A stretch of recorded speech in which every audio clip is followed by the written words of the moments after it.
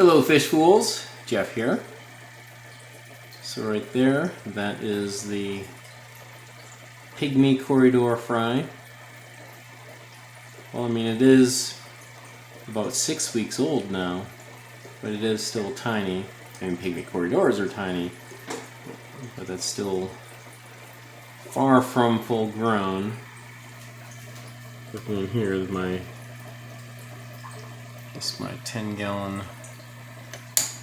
Guppy in the hybrid tank. This is where its parents are.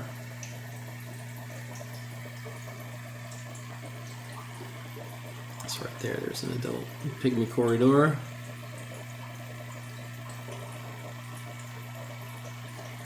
So that compared to this one. But it's been in here over 6 weeks, so it hatched in here. It was about a month and a half ago when I noticed the Pygmy Corydor is spawning, and there were 8 eggs that I collected. I put them in here, all 8 hatched, and this was the one survivor. So now I'm going to finally move it to another tank. So I'm going to put it in my 20-gallon long aquarium that has some guppies in it, and I'll show you that. So this is the 20-gallon long that I'm going to move that Pygmy Corydor to. I've been waiting for it to grow some, because I wanted to make sure it was big enough that this guppy won't eat it. So I think it's probably safe to do so now. That Pygmy Cory, 6-week-old Pygmy Cory, is about the same size as these 3-week-old guppies. So this is a 20-gallon tank. I put this guppy in, and with the intention of letting her drop some fry, and then I was going to move her out. But then I wanted to test a superfetation theory. So that's the concept of overlapping pregnancies. So this guppy had dropped these fry about 3 weeks ago, and the gestation period would be about 4 weeks, around 30 days maybe. And after she dropped these fry, she looked like she was still pregnant. And I mean, she does now. Looks like she's about to burst. But it is getting close to the full gestation period since dropping this fry. So unless she does any within the next couple days, about 3 weeks, and she might have, because there is one of all the fry in here, there is one that does look younger and smaller. I mean, it could have just been, you know, a runt, I guess, but yeah. This one right here could have been born sometime, you know, maybe a week or 10 days later, perhaps, just based on its size by comparison. But, you know, I'm not sure. It'll kind of, if she were to drop some fry in the next few days, I think that might provide better proof of that theory. But anyway, yeah, so this 20-gallon tank, I'm just looking at it, I haven't filled it all the way. Part of the reason is I wanted more light to get to the pearlweed here and the hydrocotyl tripartita. I'd really like to get these plants going, but haven't really done much. It's my second time trying pearlweed, and I mean, it is supposed to be an easy plant, but I haven't had success with it before. I'd really like to get it going, but it hasn't really grown, and some of it is melting since I got it. But yeah, anyway, I'm going to add that Pygmy Cory in here. And I'm going to be doing a few things because I'm in the middle of water change. I did just do the water change on that 10-gallon guppy in the hybrid tank that the adult Pygmy corydors are in. And while I'm at that, I'm going to do something else. Yeah, so back to this 10-gallon guppy on the hybrid tank. This tank, if you've followed this channel and seen previous videos, this is a tank that had lots of Java moss in and have been battling hair algae for years. I don't have any hair algae issues anymore, but along with that, there's hardly any Java moss. There's still a little bit here, but it hasn't been growing like it once did. So what I think I'm going to do now, try something different. I'm going to put some Superfetation in here and see how that does. So, in a moment I'll show you the tank that I'm going to get that from, but let's look in this tank and see. We got some, this is the Guppy on the hybrids, but I also have some Platy fry because I put a pair of red-tailed Dalmatian platies in here, along with a few other platies when I moved. I put some in here from my 30-gallon. But unfortunately, the female passed away recently, but she did have another set of fry. This is the older one. That's like a juvenile now. But there's several of those little ones kind of hanging out over here. Yeah, the water's kind of looking pretty cloudy. I did just do a water change, so that kicked up some of the dirt, but then along with that I just fed Rapashi food.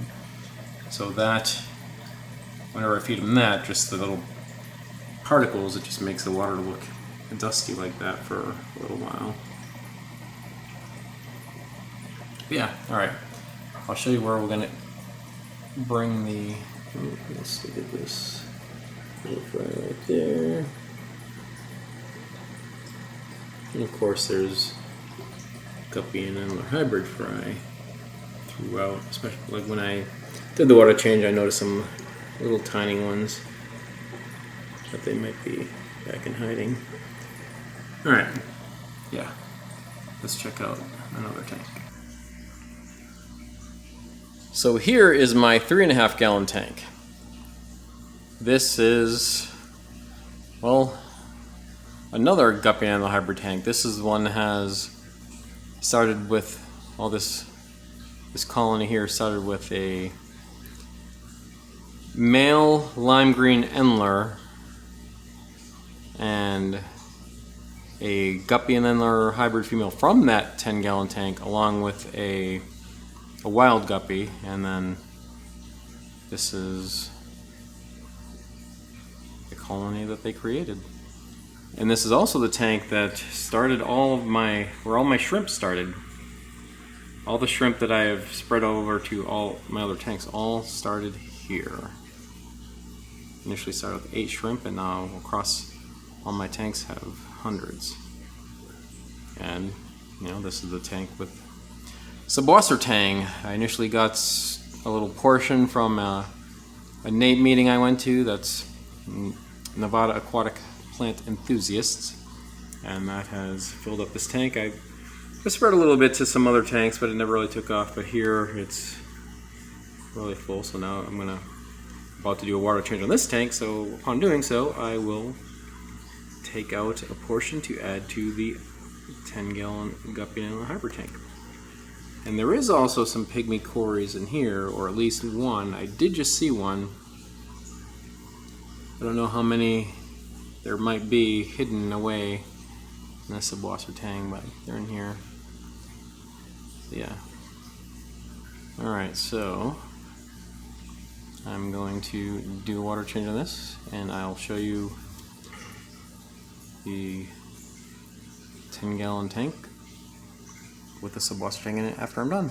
So stand by.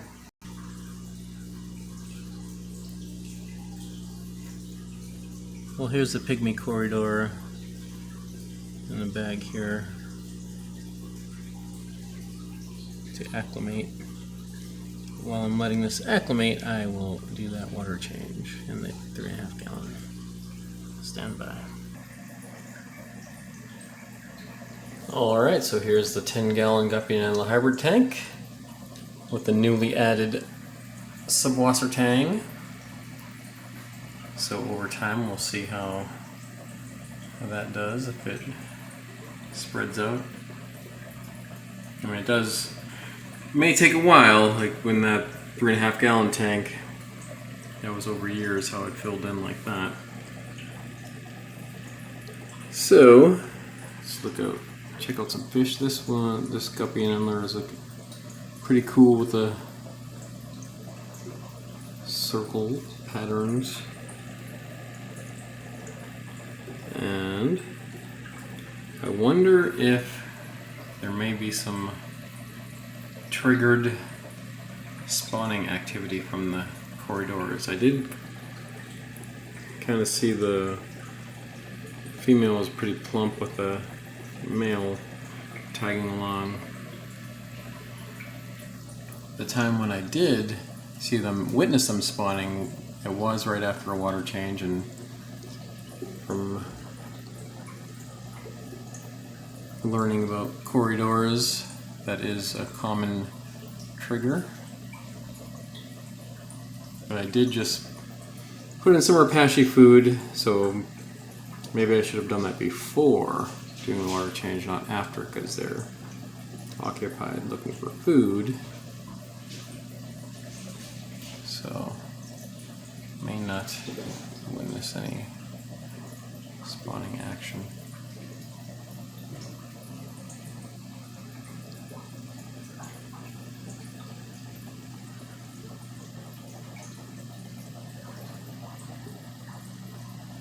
Alright, let's go to the 20 gallon and see what's going on there. Alright, so the corridor has been acclimating for a while. About ready to let it go. I think it will enjoy its new home.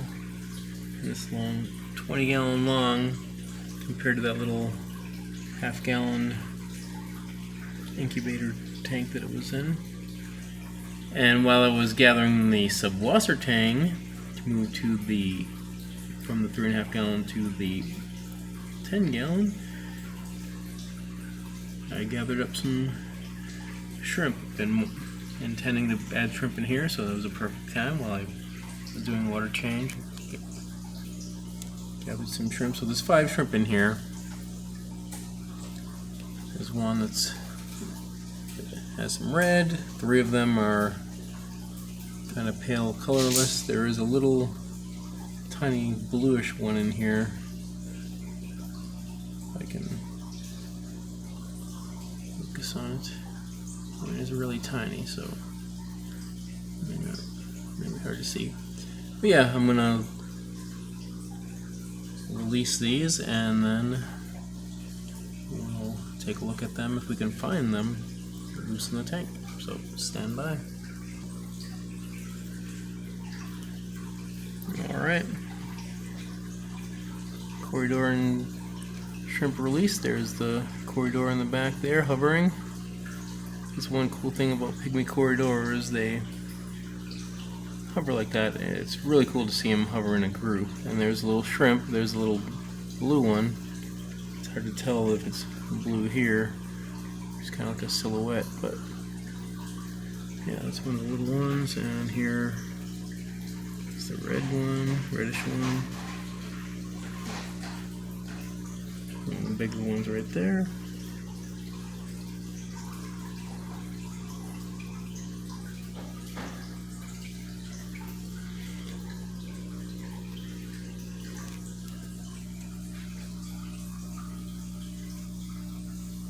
Alright. So that was as much as I'm going to be moving today, but let's check out some other things. right here, swordtail fry.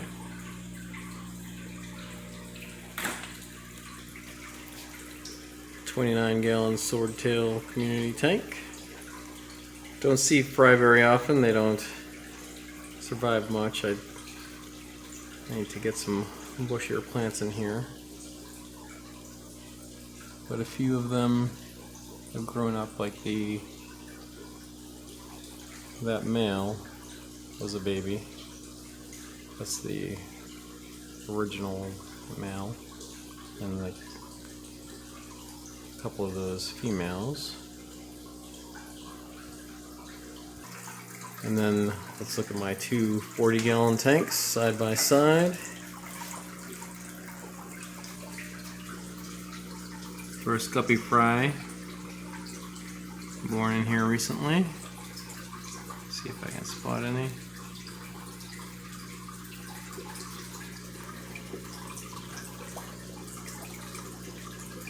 Somewhere in here.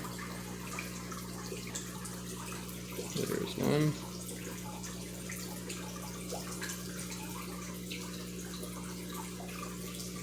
Caught a glimpse of it.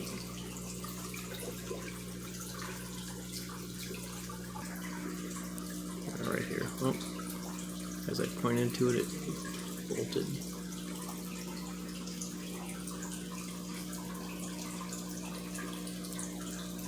But whenever I see them in here, they're low to the ground, like this.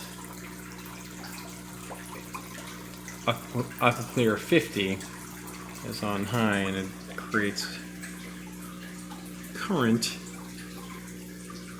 So you can kind of see notice that they're going against the current and laying low to the ground. There's one blonde fry in here, and the others are darker. There's one back in there somewhere.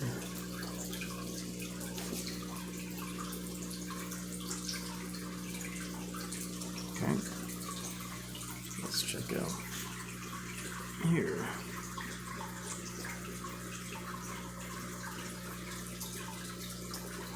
So we have several of these, maybe 5 or 6 platy fry, offspring of the red-tailed Dalmatian platies. Lots of shrimp. And these, there was 2 like this that I've noticed. One here look like red wagtail platies, probably the offspring of perhaps that female.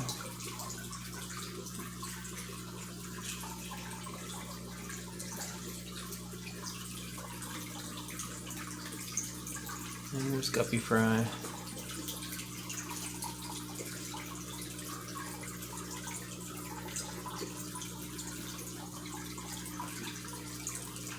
And this tank has, it's not very clear in the front, there's diatom algae.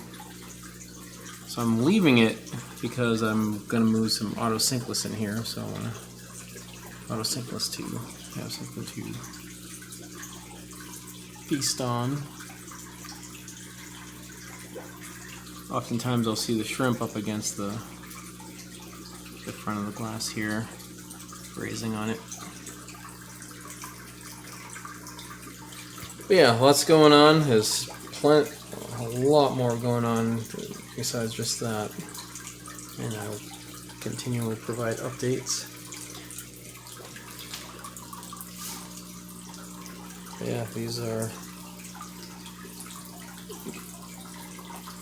2 40 gallons to be community tanks, live bear community tanks, mostly guppies in here with other community fish.